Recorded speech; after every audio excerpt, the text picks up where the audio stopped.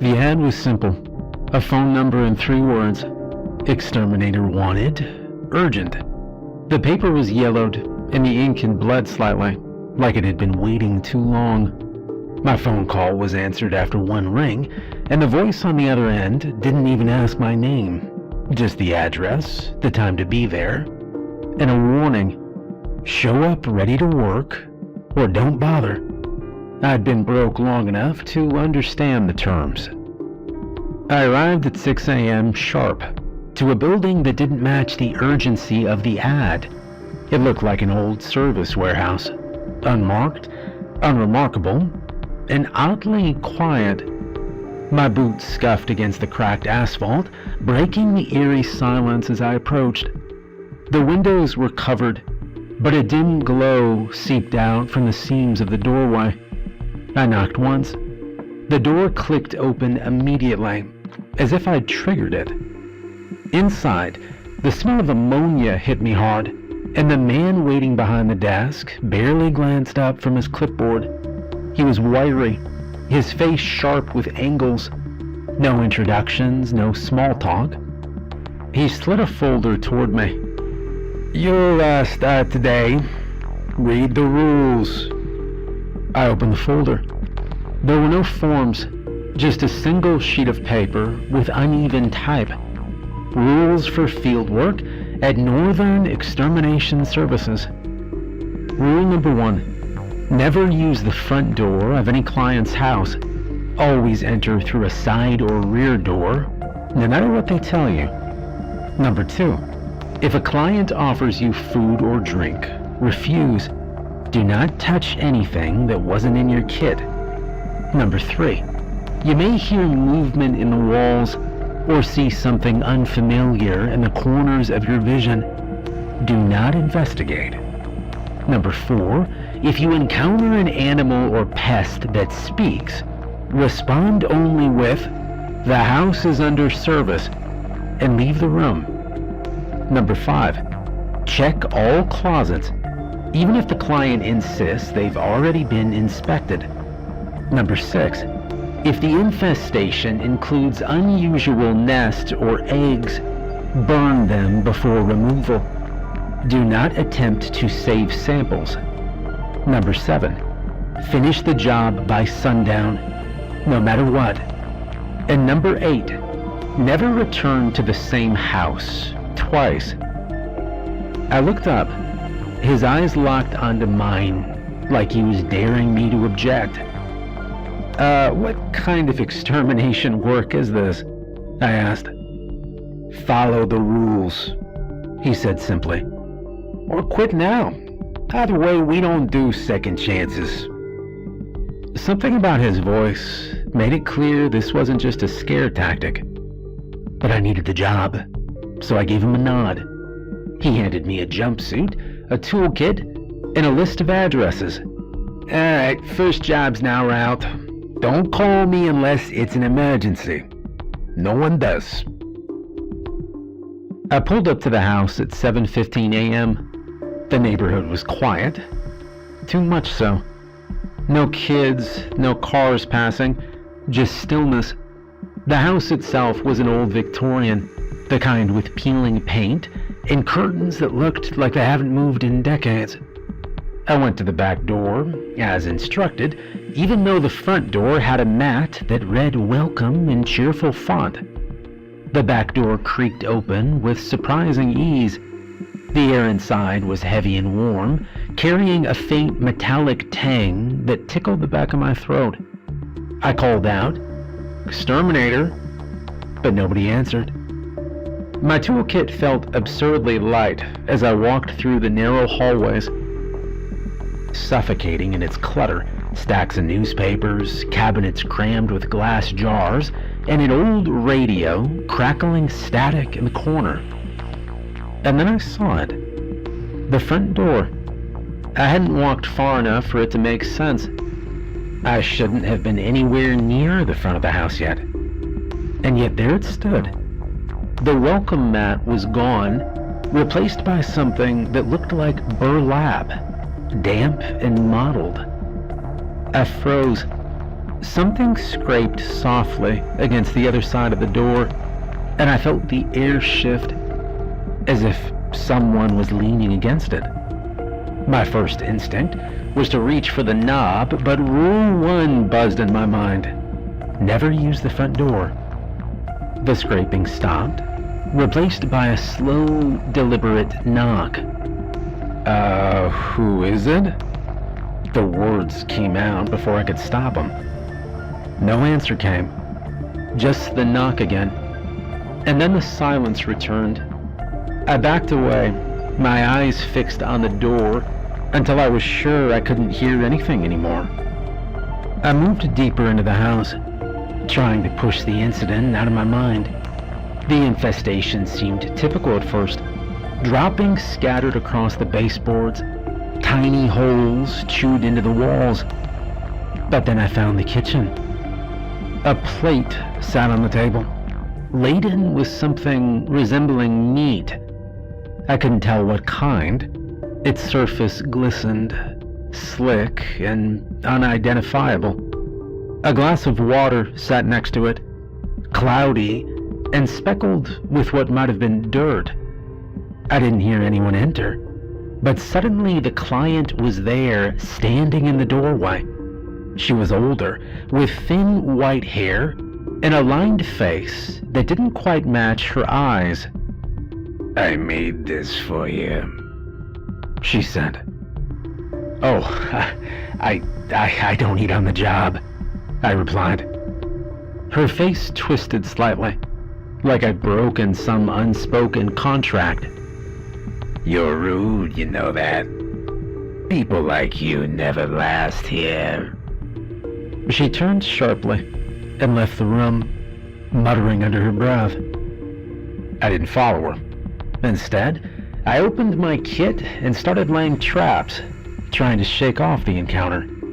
But when I looked back at the table, the plate was gone. The scurrying started almost immediately. At first, I thought it was just rats, their claws scratching against the plaster.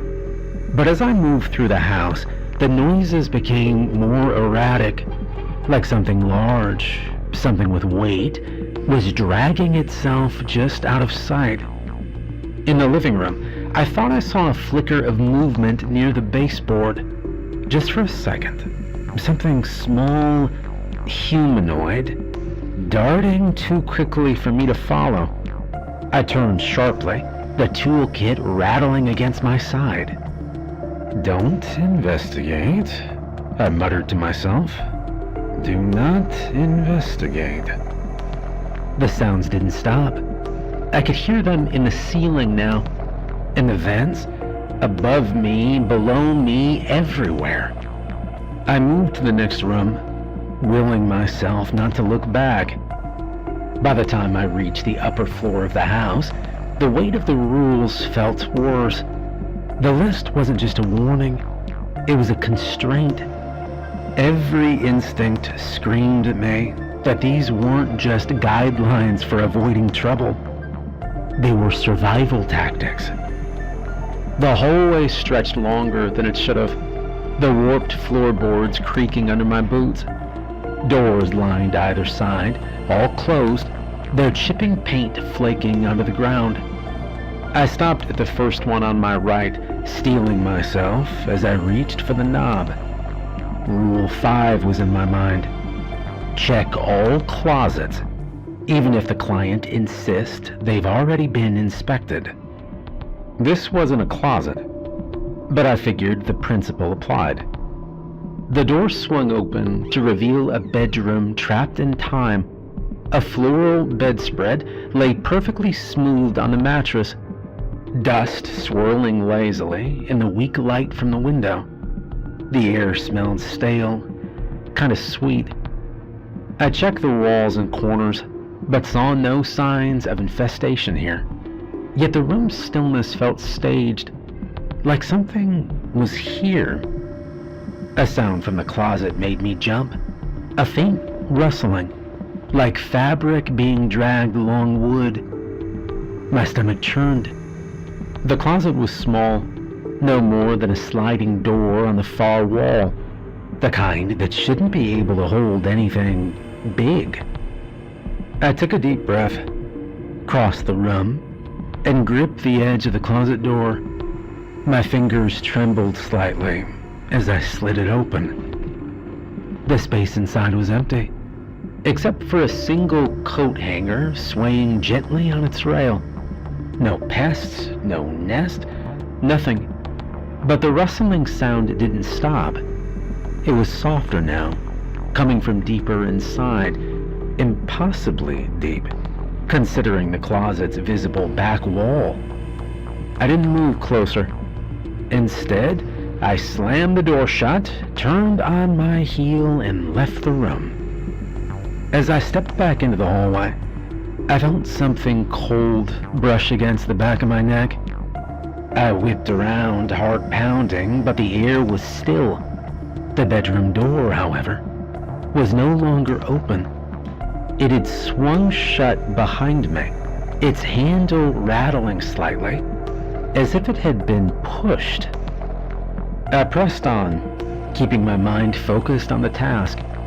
The second door revealed a bathroom, its porcelain fixtures stained yellow with age. The mirror above the sink was cracked, splintering my reflection into jagged fragments.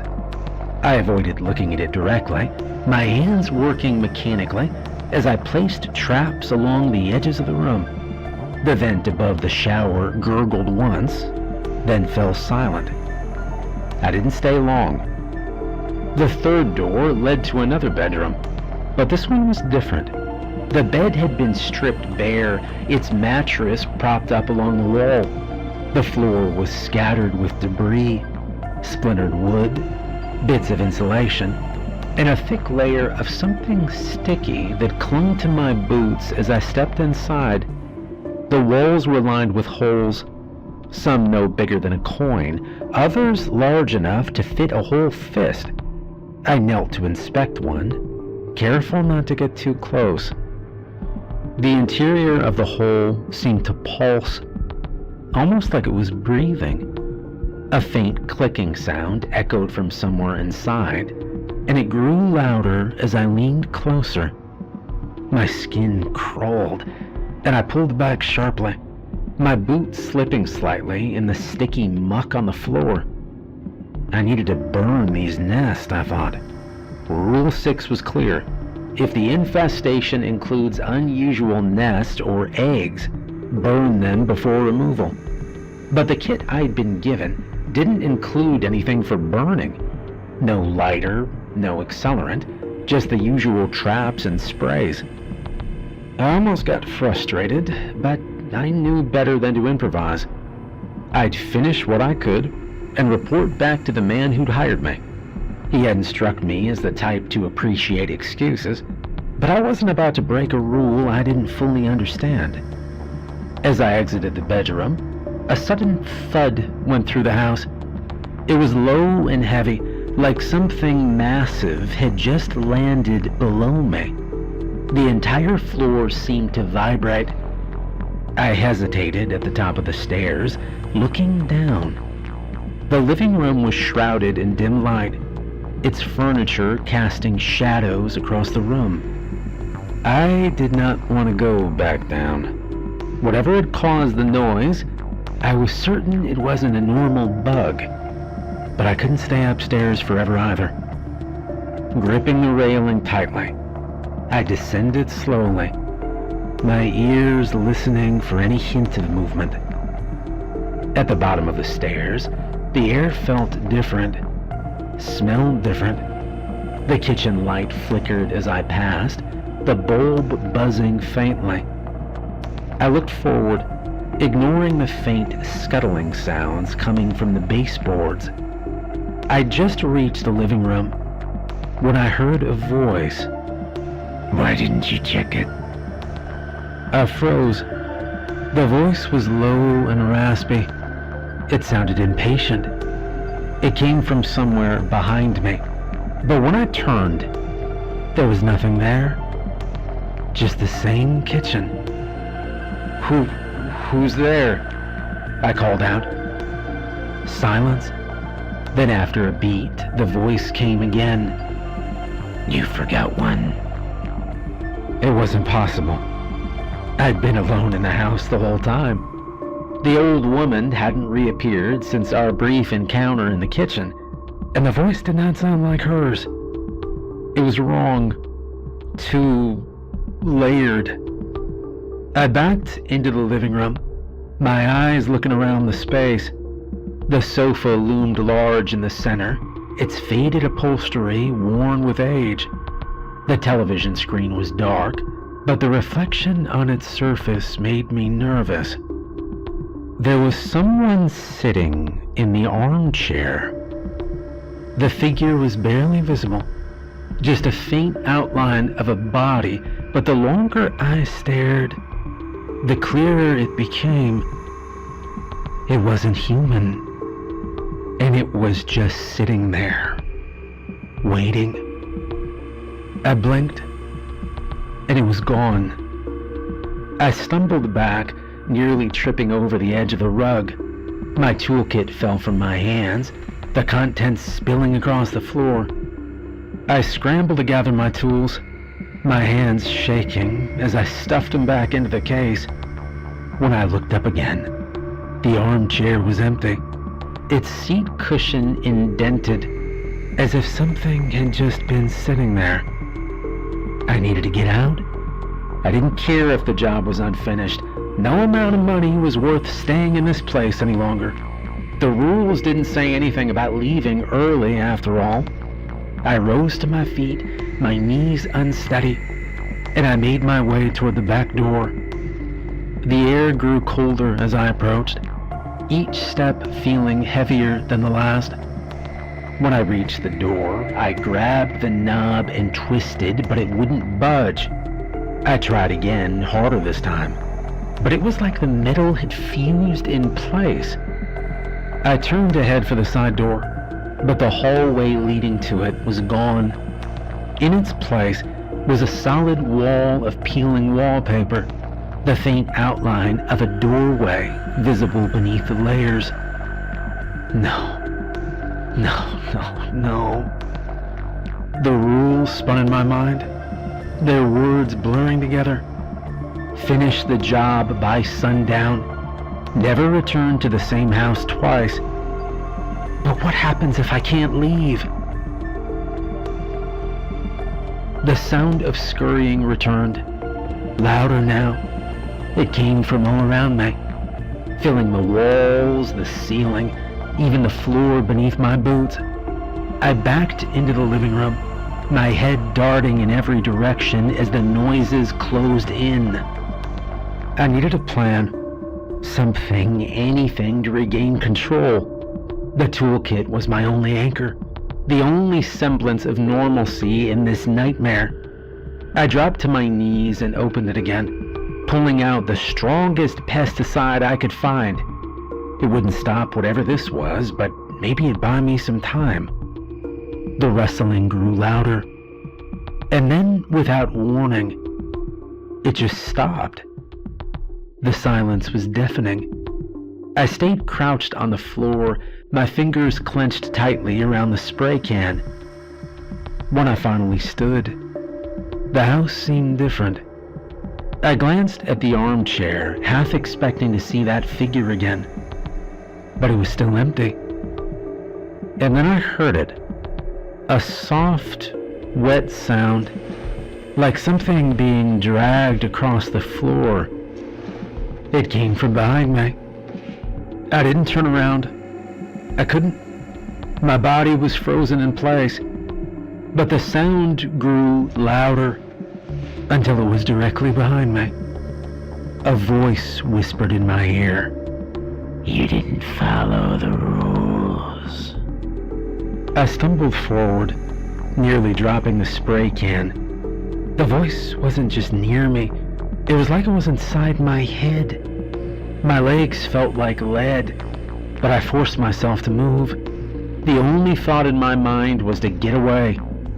The walls seemed closer now. The narrow hallway leading toward the stairs seemed longer. And then I heard the scratching. It started faintly, like nails against wood, but it grew sharper. It followed me, moving just behind the thin layers of plaster.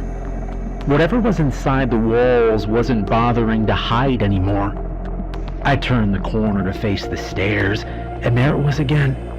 The wet dragging sound, but louder this time. I stopped. My breath caught in my throat. Something moved in the periphery of my vision, a ripple along the cracked wallpaper. I snapped my head toward it, and the movement stopped. Then the voice returned, more distinct now. Did you think you could just leave? I turned sharply, spinning in every direction, but there was nothing. Just the house. Where are you? I said. A low chuckle came in reply. You broke the rules.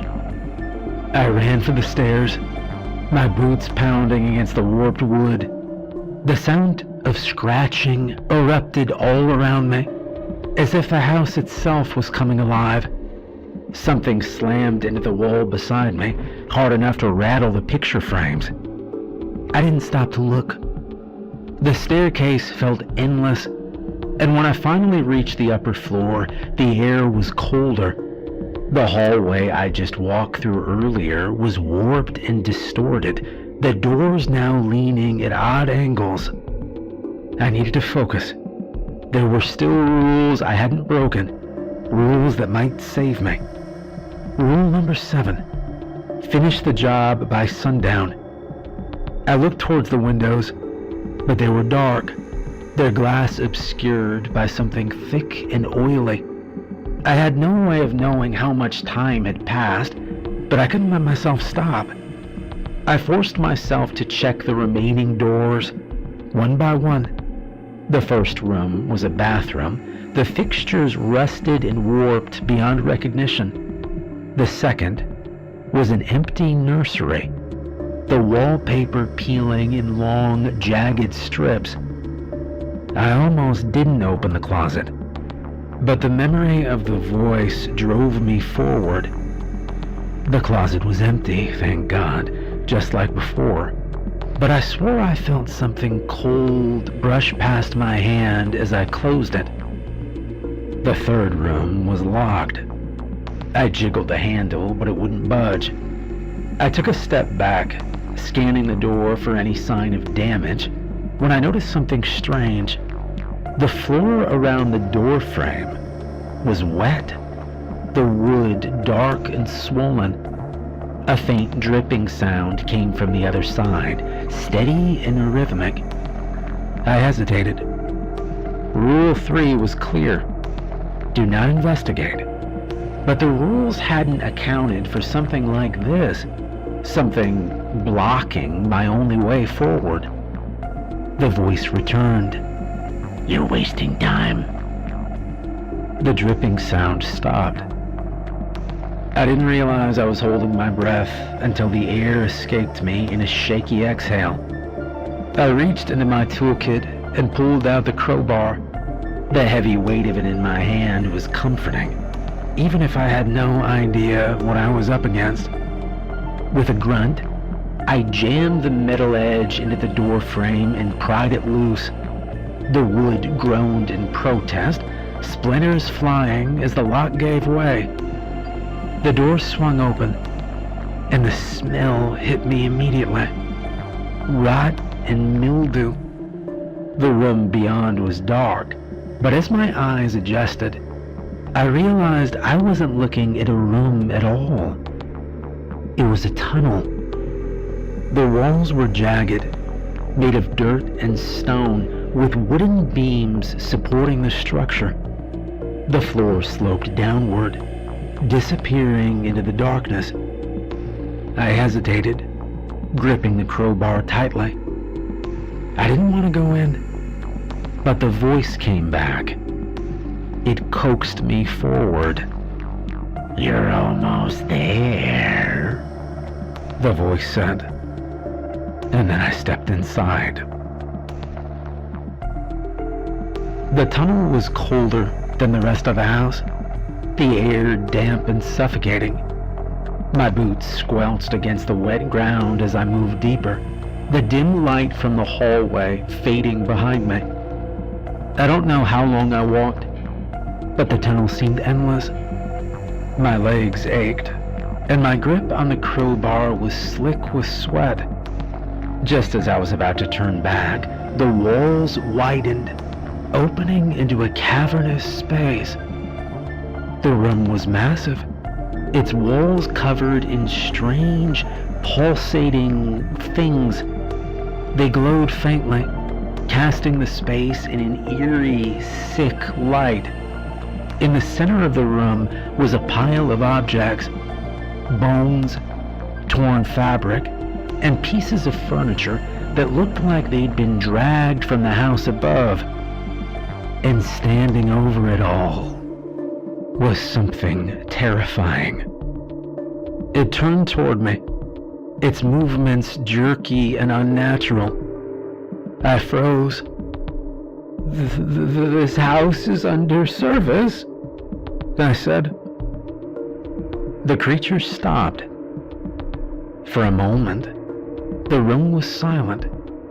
Then slowly, it tilted its head, as if considering my words.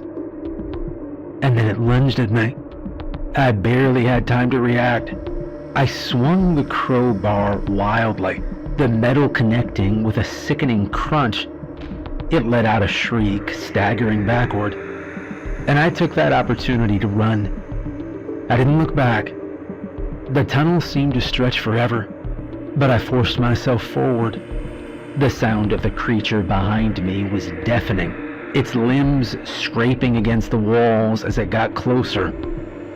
The house was alive with noise now, scratching, scuttling, and the faint whispers of the voice laughing at my desperation. I didn't care. I ran for the back door, praying it would open this time. When I reached it, I didn't hesitate. I grabbed the knob and twisted, and to my relief, it gave way. The cold air of the outside world hit me like a punch, and I stumbled out onto the lawn, gasping for breath. The house loomed behind me, dark and silent once more. But I didn't stop running until I reached my truck, the engine roaring to life as I sped away. When I finally stopped, I was miles from the house, parked on the side of an empty road. My hands trembled as I gripped the steering wheel, my mind racing. I didn't know what I just encountered, but one thing was clear. I hadn't finished the job. The rules hadn't said what would happen if I failed, but I was about to find out. I didn't sleep that night. The motel I'd holed up in felt flimsy and vulnerable, the thin walls doing little to block the wind outside. I sat in the dark with my toolkit beside me, my mind racing. The rules had been clear and I'd broken them.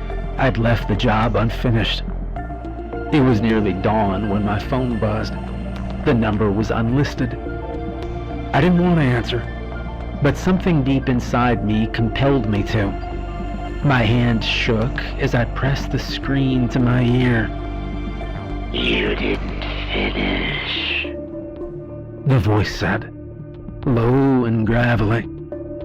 It wasn't the man who hired me. It was something much worse. I tried. A long pause, then cold and final. You have until sundown, or it'll come to you. The line went dead. I sat there for a long time. There was no escaping this. The house, the thing inside it, whatever rules governed this nightmare, they wouldn't let me walk away. I needed to go back, not just to finish the job, but to destroy whatever I'd unleashed. The thought of returning terrified me, but I couldn't live with the alternative. If the house wanted me, it would find me, no matter where I went. Maybe on its turf, maybe I might have a chance. I spent the next few hours gathering supplies: gasoline cans from a hardware store, a lighter from a gas station, rope, nails, and a hammer. Wasn't much, I know, but it was all I could think of. As I loaded the truck, I caught a glimpse of my reflection in the window. I looked haunted. By the time I pulled up to the house, the sun was beginning its descent. The air was thick with stillness, and the house stood waiting. The back door was open, swaying gently in the breeze, as if inviting me inside. I stepped through the doorway, gasoline cans in hand. The house was quieter than before, but the air felt alive.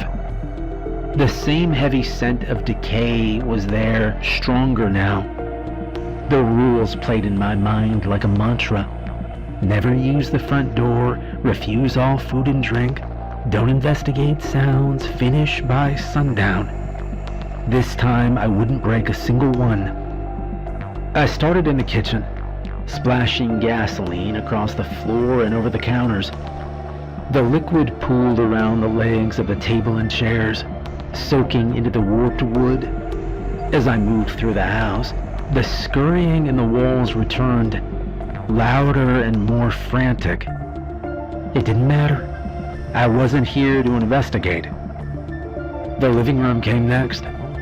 The armchair sat empty, its cushion still indented from whatever had been there before. I drenched it in gasoline, the fumes burning my nostrils. As I moved to the hallway, I heard it again. That low, wet, dragging sound. It came from the stairs this time, slow and deliberate, as if something was testing my resolve. I didn't look. Do not investigate. The second floor was worse. The pulsating nests I'd seen before were larger now, their faint glow casting sickly light across the walls. The holes in the floor were wider, and the sticky substance clung to my boots with every step. I poured the last of the gas into the nursery, the empty crib a stark reminder of how wrong this place was. I had to finish this quickly. As I descended the stairs, the house began to shift. The walls groaned, and the voice returned louder this time. You don't belong here. I ignored it. You think the fire will save you? You'll burn with the rest of them. The sound of scurrying grew louder, joined by scratching and scraping that seemed to come from everywhere. I reached the living room, my lighter in hand, and I struck the flint. The flame flickered weakly, but it was enough. I dropped it onto the soaked floor, and the fire roared to life, consuming the gasoline in a blinding rush. Heat blasted against my face as the flames spread, devouring the walls and furniture. The house screamed. It wasn't just the creak of wood or the crackle of fire. It was a voice, deep and guttural, reverberating through the air. The walls buckled, the ceiling splintered as the house seemed to twist in on itself. I ran for the back door, but it slammed shut before I could reach it. I turned, my eyes looking for another way out. The windows were warped, their glass thick and opaque. The flames were everywhere now. And then I saw it, the thing from the tunnel. It stood in the center of the room, its pale skin glistening in the firelight, its head tilted, empty sockets staring straight at me. I spotted the side door, the one I hadn't seen before. It was narrow, hidden behind a wall of smoke, but it was open.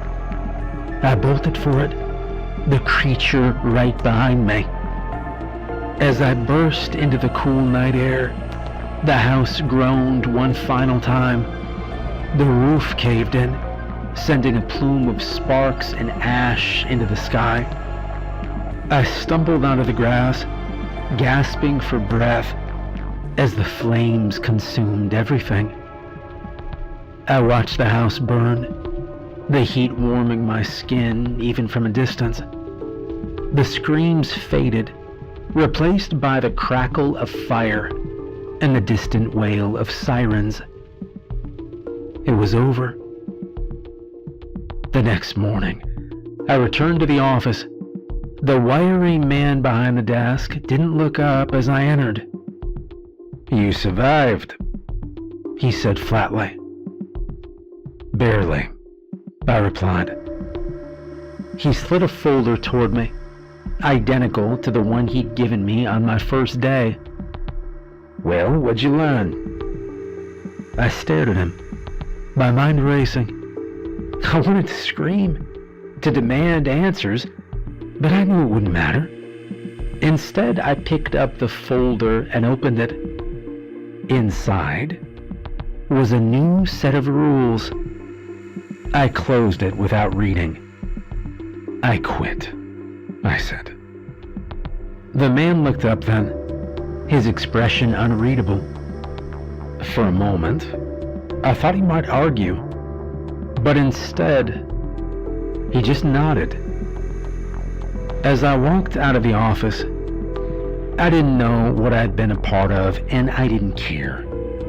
All I knew was this: some jobs are not worth the paycheck.